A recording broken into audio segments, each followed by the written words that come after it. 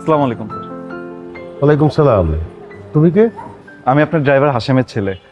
বাবার শরীরটা একটু খারাপ, এই জন্য আমরা আসতে দিইনি। উনি আসতে খুবই জোর করছিল। ও, শরীর কি খুব বেশি খারাপ?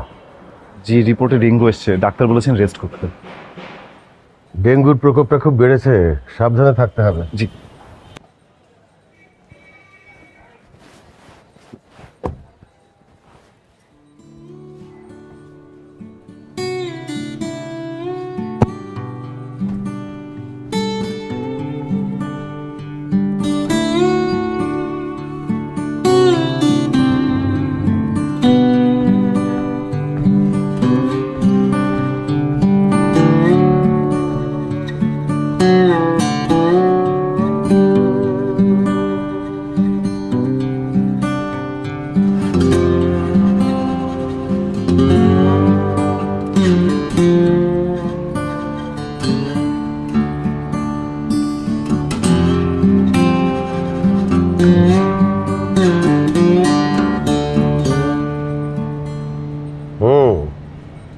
গাড়ি তো তুমি ভালোই চালাও।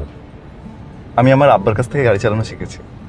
তোমার আব্বা খুব ভালো গাড়ি চালান, উনি নিজেও খুব ভালো মানুষ।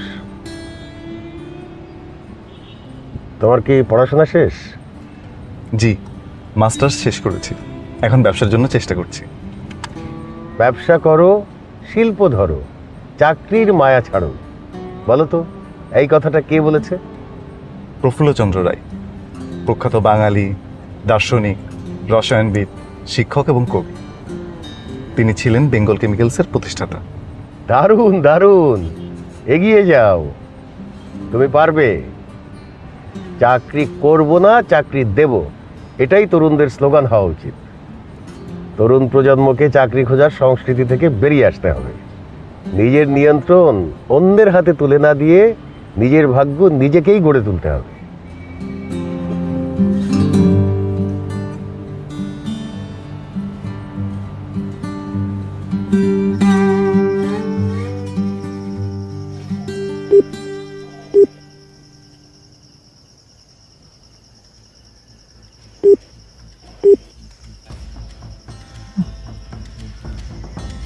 The number you are trying to call is currently not reachable. Please try again later.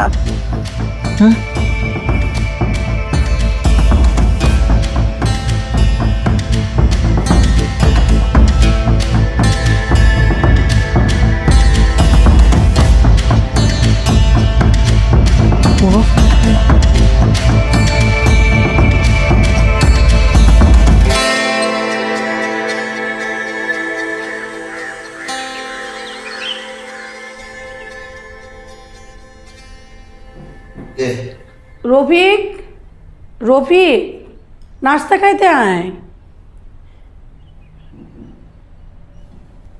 এই শোন, তোর বোনের তো হবু জামাই চলে আসছে, তোর আব্বারে ওরা আজকে ডেকে পাঠাইছে। তো তুই তো আব্বার সাথে যা। হ্যাঁ, আমি যাইতে পারবো না, আমার কাজ আছে, গেলাম। নাস্তাটা খাইয়া যা, দেখছো ছেলের অবস্থা। শোনো, আমিও যাই। আর এই যে শারমিনের বিয়ের জন্য কোথায় কি গয়না বানাইতে দিছো, একটু খোঁজ খবর করো। বেশি কিছু লাগবে না।